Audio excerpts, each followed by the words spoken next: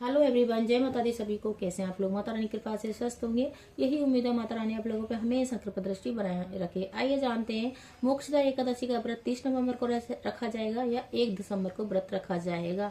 पारण का समय कब प्रारंभ हो रहा है, कब इसका समापन हो रहा है। मोक्षदा एकादशी के तीन दिवसीय नियम होते हैं, उनको हमें नियमों का फॉलो करना होता है। वो क्या क्या नियम होते हैं, और जो आगन का जो महीना होता है, मार्गशीर्ष का जो महीना होता है, भगवान श्री कृष्ण को बहुत प्रिय होता है। उन्हीं के नाम से मंथ महीना नाम से संबोधित होता है। कपूर की आरती आगन के महीने में करना चाहिए। जिन्होंने नहीं किया वो जरूर करें, क्योंकि बहुत लाभकारी होती है। हजारों गुना इसका फल प्राप्त होता है। और जो शंकी की भी बहुत महिमा का गुणगान गाया गया है एक आगन के महीने में। तो अपने ठाकुर जी, आजकल हर इंसान के घर में ठाकुर जी का वास है, तो सब अपने अपने ठाकुर जियों को, संख से छोटा वाला आ जाता है मार्केट में, बड़ा ना लाए तो छोटा ला सकते हैं, 100-150 रुपए का आ जाता है, उससे स्नान करें। दक्षिणवर्ती या कोई भी ला सकते हैं, तो उससे स्नान, संख की सबसे ज्यादा महिमा गाई गई है, तो उससे भी आप ठाकुर जी को स्नान कराएं। पंचामृत से स्नान करा दे तो बहुत अच्छा माना जाता है।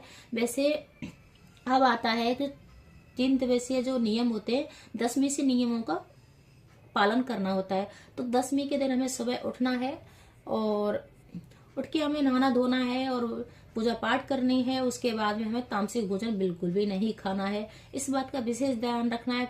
लहसुन, प्याज, मांस, मछली वगैरह जो भी होती है, तामसिक भोजन नहीं खाना। गाजर मूली भी नहीं खाना, क्योंकि सर्दियों का सीजन आ चुका है, और इस टाइम गाजर मूली का विशेष ज्यादा बहुत चल रहा है तो मार्केट में, इसलिए नहीं खाना चाहिए। और मसूर की दाल बिल्कुल भी नहीं खाई जाती है।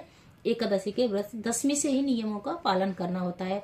10वीं के दिन भी इस पृथ्वी शयन करना होता है। फिर और ब्रह्मचर्य का पालन करना होता है, 3 दिन लगातार करना होता है, तभी ये व्रत का फल प्राप्त होता है। व्रतों को कभी खंडित नहीं करना चाहिए। अब आता है, हमें एकादशी कब प्रारंभ हो रही है, तो हमें शनिवार के दिन 29 तारीख को ही तुलसी दल काफी तोड़ के रख लेना है, क्योंकि बीच में संडे पड़ रहा है 30 तारीख को, और 30 तारीख को रात्रि को 9:29 पर एकादशी प्रारंभ हो रही है। और सोमवार के दिन 1 दिसंबर को 7:01 पे इसका समापन हो रहा था। उदित तिथि को मानते हुए हमें 1 दिसंबर को ही व्रत रखा जाएगा। मोक्षदा एकादशी का व्रत 1 दिसंबर सोमवार को दिन पड़ रहा है, सोमवार। अब आता है कि हमें एकादशी के दिन सुबह उठना है, ब्रह्म मुहूर्त में उठना है, नहा धो के हमें पीले वस्त्र जरूर धारण करने चाहिए। भगवान विष्णु को पीले वस्त्र, पीला भोग बहुत प्रिय होता है। तो हमें सुबह, और जो स्नान करते हैं उस जैसे पानी में गंगा जल वगैरह डाल के नहाते स्नान करते हैं, तो अब आगन का जो महीना होता है उसमें तुलसी माँ की बहुत बड़ी महिमा होती है। तो उनकी जड़ों से जो मिट्टी होती है उसको जरूर लेके आना चाहिए और उससे स्नान करना चाहिए। अगर हम तुलसी माँ की मिट्टी से हम अगर स्नान करते हैं, बहुत ज्यादा फल की प्राप्ति होती है और हमारा शुद्धिकरण होता है। फिर उसके बाद में हमें पीले वस्त्र धारण करने के बाद हमें अपनी चौकी लगा लेनी है, भगवान की प्रतिमा को रख लेना है, और हल्दी धेरी का लेपन करने के बाद हमें 2 दीपक लगा लेने हैं।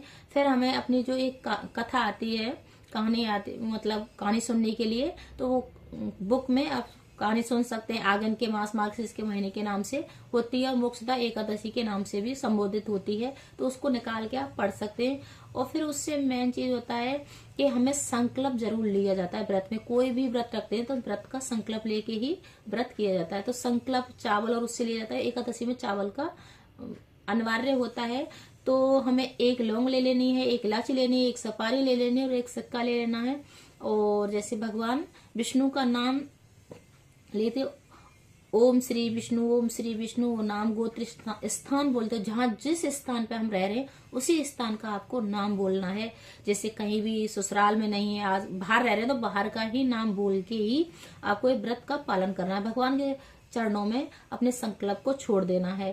फिर भगवान के संकल्प को छोड़ने के बाद हमें कहानी सुननी है। दीपक हमारी पूजा का साक्षी होता है, तो हम तुलसी का भी दीपक जला सकते हैं। उस जगह पे तुलसी का, सूखी लकड़ी का दीपक जलाते हैं तो बहुत ज्यादा महिमा होती है, और 20 हजारों गुना फल प्राप्त होता है। अगर हम तुलसी की लकड़ी से दीप बना के और कहानी सुनते हैं हरि विष्णु की, तो बहुत ज्यादा महिमा होती है उसकी। वैसे तुलसी माता की पूजा करनी चाहिए उस दिन। वैसे तुलसी माता की 4 परिक्रमा दी जाती हैं, तो हमें अब 11 भी दे सकते हैं, 7 भी दे सकते हैं। वैसे हम डेली पूजा पाठ करते हैं तो 4 परिक्रमा दी जाती हैं। व्रत में सोना अनिवार्य होता है, बिल्कुल भी नहीं सोना चाहिए जो व्रत रखते हैं एकादशी का। और जैसे घर में कोई भी कुछ भी मतलब भागवत वगैरह सुन लेना, बुक पढ़ लेना, भगवान का भजन कीर्तन कर लेना, पर उस दिन बिल्कुल जो व्रत रखता है उसको बिल्कुल भी नहीं सोना चाहिए। सभी घर वालों के लिए प्याज लहसुन का खाना भी नहीं बनाना चाहिए। मान जाए तो उनसे थोड़ा अनुरोध कर लें कि भाई आज के दिन नहीं खाएं, क्योंकि घर में भी प्याज लहसुन की खुशबू हो जाती है, माहौल थोड़ा तामसिक हो जाता है।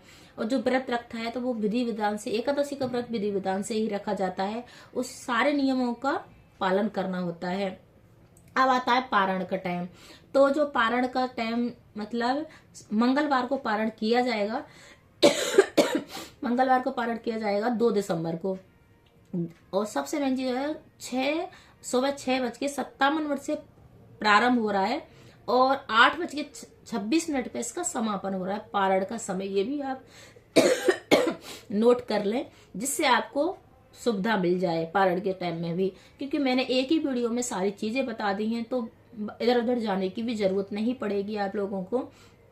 पारण का समय की थोड़ी मेरी तबीयत खराब हो रखी है, इस वजह से मैंने वो बार बार खांसी आ रही है, तो आप फिर दोबारा से नोट कर लें।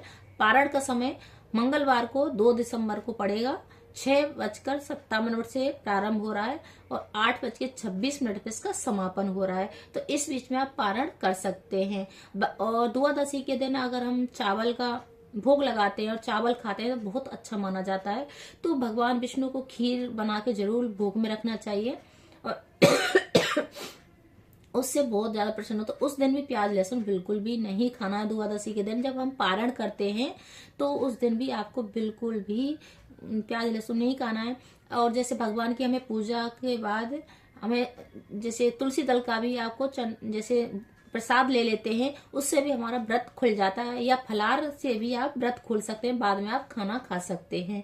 जैसे बहुत लोगों को नहीं पता होता है कि व्रत कैसे खोला जाता है, तो अपने भगवान को भोग लगाते हैं, उसमें से ही थोड़ा प्रसाद या पंचामृत से आप प्रसाद लेके और अपना व्रत खोल सकते हैं, या फलार लेके, तब हमारा व्रत पूर्ण हो जाता है। और उसके बाद में हम खाना कभी भी खा रहे हैं, ये हमारी मर्जी है, पर बिना प्याज लहसुन के ही खाना है। जय माता दी। अगर मेरी वीडियो अच्छी लगे तो लाइक करें, शेयर करें, कमेंट करें, सब्सक्राइब करें। हर हर महादेव कमेंट में जरूर लिखना है। जय माता दी सभी।